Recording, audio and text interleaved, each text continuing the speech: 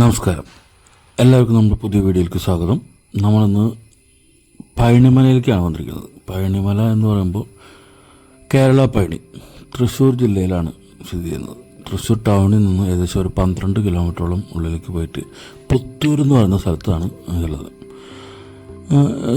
നല്ല രസകരമായിട്ടുള്ളൊരു അമ്പലം എന്ന് പറഞ്ഞു കഴിഞ്ഞാൽ ഒരു തമിഴ് ടച്ചിലുള്ളൊരു അമ്പലം.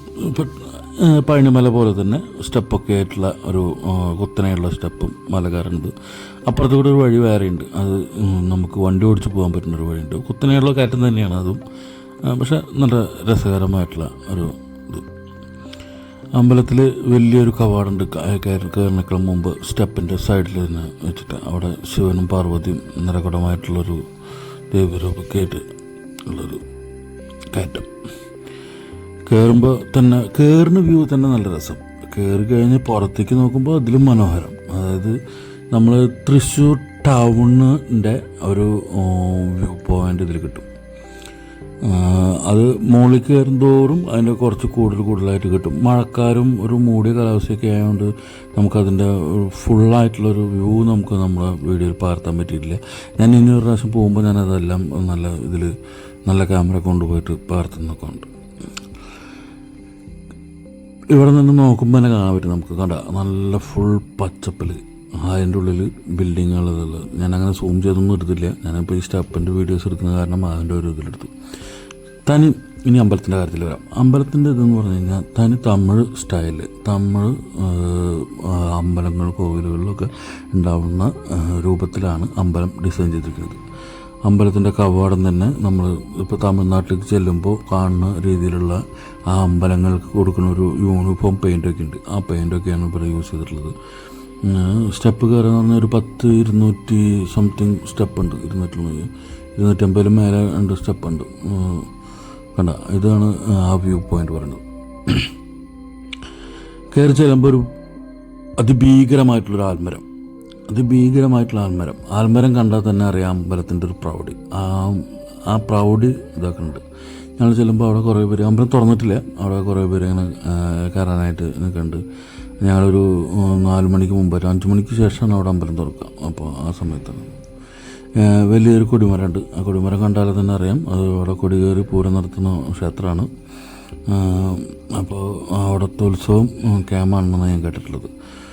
അപ്പോൾ ഉത്സവമൊക്കെ ആയിട്ട് ഒരു ദിവസം പോകണമെന്ന് വെച്ചിട്ടുണ്ട്. അതിന് ആ സമയമാകുമ്പോൾ ഞങ്ങളൊരു ദിവസം വരും. പിന്നെ ഗോപുരമാണ് എടുത്തു പറയേണ്ടത്. നമുക്ക് കണ്ണിന് കുളിർമ തരുന്ന കളർഫുള്ളായിട്ടുള്ളൊരു ഗോപുരം, അതിമനോഹരമായിട്ടുള്ളൊരു ഗോപുരം. അത് ഓരോ വിഗ്രഹങ്ങളും ഓരോ കൊത്തുപണികളും എല്ലാതും എടുത്തു കാണിക്കുന്ന വിധത്തിൽ ഒരു 3D ടൈപ്പിൽ ആണ് ചെയ്തിട്ടുള്ളത്. പണ്ടത്തെ തമിഴ്നാട്ടിൽ ചെയ്യുന്ന കൊത്തുപണികളും കാര്യങ്ങളുമാണ് ചെയ്തിട്ടുള്ളത്. പണ്ടത്തെ തമിഴ് കോവിലുകൾ ഉണ്ടല്ലോ, തമിഴ് ക്ഷേത്രങ്ങൾ, അവിടെ എടുത്ത കൊത്തുപണികളുടെ രീതിയാണ് ഇവിടെ ചെയ്തിട്ടുള്ളത്. അതിമനോഹരം എന്ന് പറഞ്ഞു അത്രയ്ക്ക് മനോഹരം. നമ്മുടെ കേരളത്തിൽ ഇങ്ങനത്തെ ഒരു അമ്പലം ഞാൻ വേറെ കണ്ടിട്ടില്ല. ഇങ്ങനത്തെ ഒരു കളർഫുള്ളോട് വേറെ ഉണ്ടെന്ന് വേറെ കേട്ടിട്ടുണ്ട്. പക്ഷേ ഞാൻ ആദ്യമായിട്ട് കാണുന്നത്. ഇനി അടുത്ത ഒരു റൗണ്ട്സിന് പോകുമ്പോൾ ചിലപ്പോൾ ഏതെങ്കിലും സ്ഥലത്ത് ചെല്ലുമ്പോൾ ഞാനതിന് കുറച്ച് വിവരങ്ങൾ പറയാം. ഇത് രസം. ഓരോരോ ഭാഗങ്ങളും അതിന് കാണാനായിട്ട് നല്ല ഭംഗിയായിട്ടുള്ളതുണ്ട്. അമ്പലത്തിൻ്റെ കയറി ചെല്ലുന്നിടത്ത് തന്നെ ഒരു വലിയൊരു വിളക്കുണ്ട്. അതൊരു രസകരമായിട്ടുള്ളൊരു വിളക്കും കണ്ട് ഞാൻ. അതും നല്ല രസമുണ്ട്. അതിനോട് ചേർന്നിട്ട് തന്നെ ഒരു ഭജന ഒക്കെ നടത്താൻ പറ്റിയ ഒരു ചെറിയൊരു ഹോൾ പോലത്തെ ഒരു ഇതുണ്ട്. അവിടെയാണ് ഭജനയൊക്കെ നടക്കാമെന്ന് പറഞ്ഞത്. അമ്പലത്തിൻ്റെ ഉള്ളിൽ മുരുകൻ്റെ വിഗ്രഹവും ആണ് അവിടെ പ്രതിഷ്ഠ. അമ്പലം തുറന്നു, ഞങ്ങൾ അതിൻ്റെ ഉള്ളിൽ കയറി തൊഴുതു. പിള്ളേരെല്ലാവരും തൊഴുതു. അവിടുന്ന് പ്രസാദമൊക്കെ മേടിച്ച് ഞങ്ങളൊരു ഇതൊക്കെ എഴുതി പോകുന്നു. അവിടുന്ന് തിരിച്ചിറങ്ങി. ആൽമരം അപ്പോഴേക്കും ആളുകൾ വന്നു തുടങ്ങി. സന്ധ്യയായി തുടങ്ങി. ആളുകൾ തിരിച്ച് കുറേ പേര് കയറുന്നുണ്ട്, കുറേ പേര് ഇറങ്ങുന്നുണ്ട്. അങ്ങനത്തെ ഒരു അമ്പലം സ്വതവേ ഒരു തിരക്കുള്ളൊരു ക്ഷേത്രം. കൂടുതൽ ആളുകൾക്കും ഇഷ്ടമാവുന്നുണ്ട് അവിടുത്തെ വരുന്നതും അതും. അവിടെ വിശേഷ ദിവസങ്ങളും ഷഷ്ടിക്കും ഇതിനൊക്കെ പ്രത്യേക പൂജകളും കാര്യങ്ങളൊക്കെ നടക്കുന്ന ദിവസങ്ങൾ അന്നൊക്കെ നല്ല തിരക്കുണ്ടാവും എന്ന് പറയണത് എല്ലാവരും. ഇതിനേക്കാൾ കൂടുതൽ ആളുകൾ അവിടെ ഉണ്ടാവും എന്നാണ് അറിഞ്ഞത്.